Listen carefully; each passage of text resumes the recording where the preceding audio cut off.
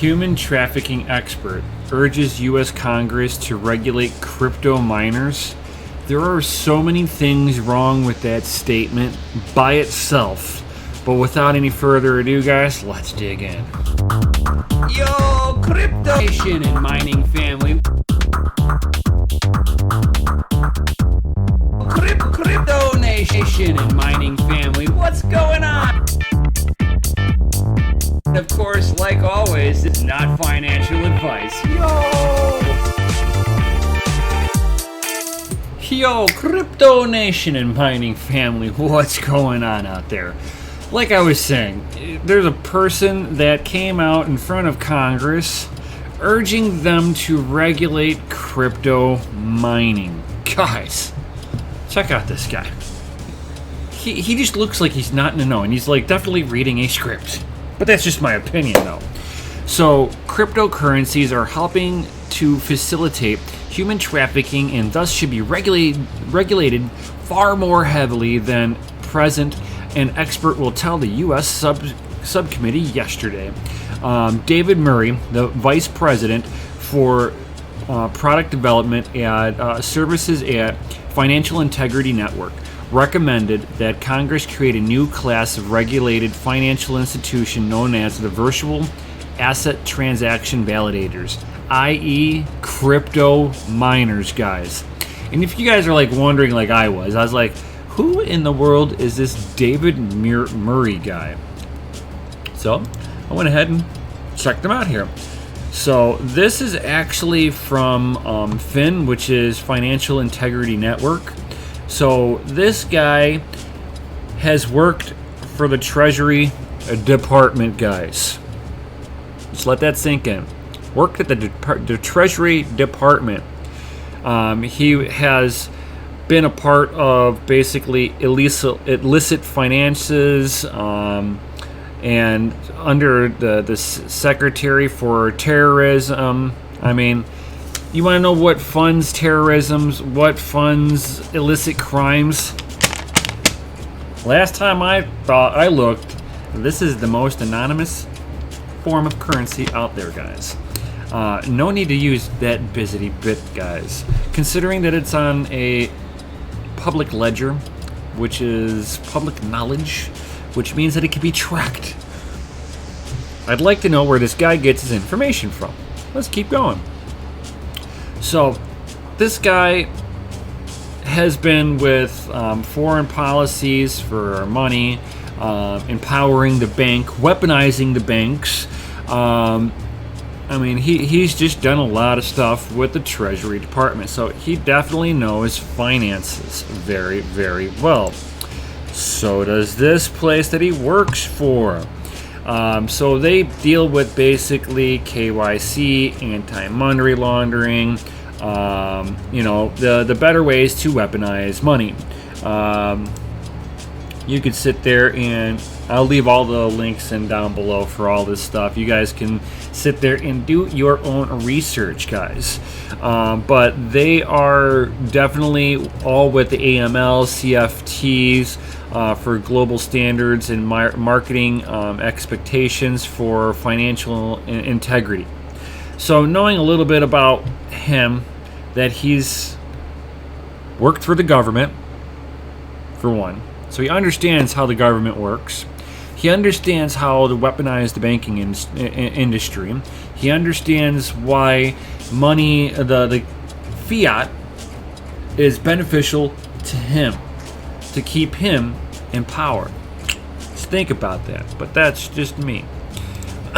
But back to here, where he is definitely speaking as a misinformed person. Let's continue. These validators would have to know who they are dealing with. Last time I checked, the miners do not know who you're dealing with. We just get a transaction and we validate it and good to go. My programming doesn't tell me Joe Schmo from XYO country spent this. I have no idea. None of my business. I don't care. Just like any other financial institution, they need to know who they're dealing with, just like any other financial institutions, but very much unlike today's miners.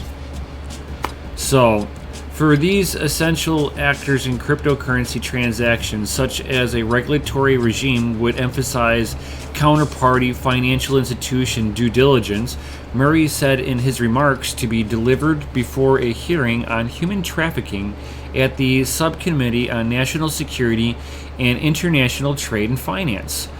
Again, the last time I checked, this works better than crypto, and it's faster because I could just hand it to you.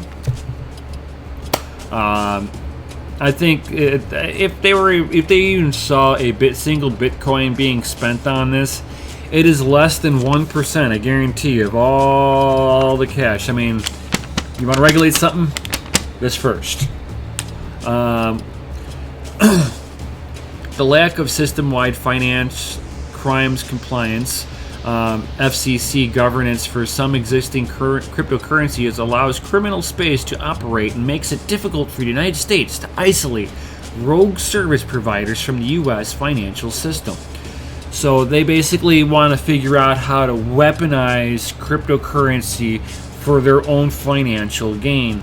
And they are going to find out, because even though this guy's obviously clearly misinformed, he will be slapped with a little bit of reality whenever he finds out that he can't do anything about it.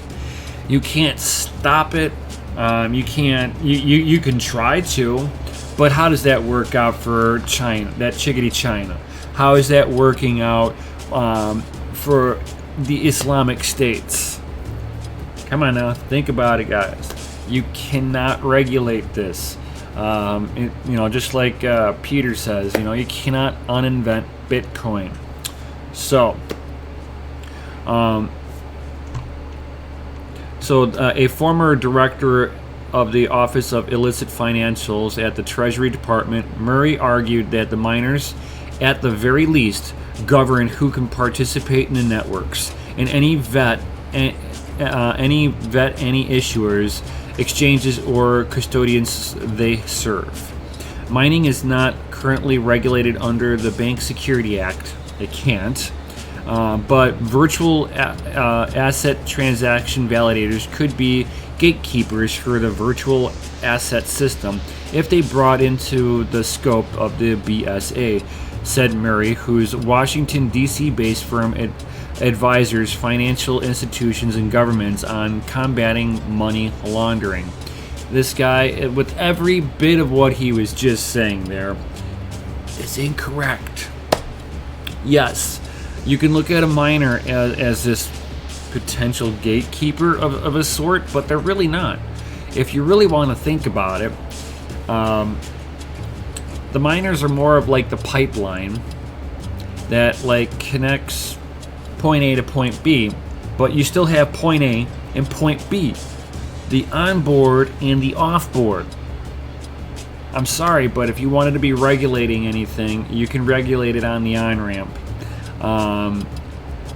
You're not going to be able to sit there and regulate that through the mining industry because of the fact that none of the programs sit there and tell me who I'm sitting there and validating.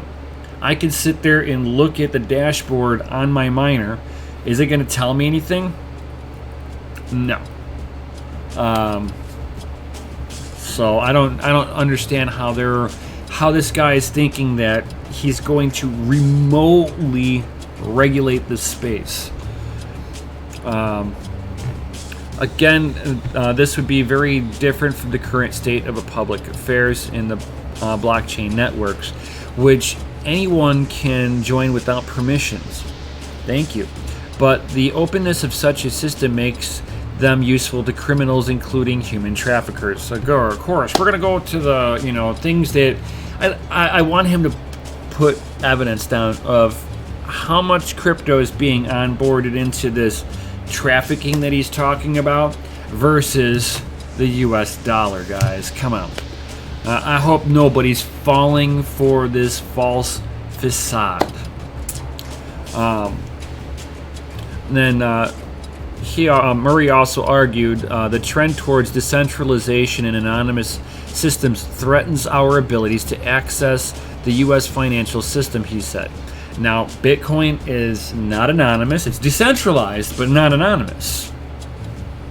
It's on a public immutable ledger that is all time-stamped.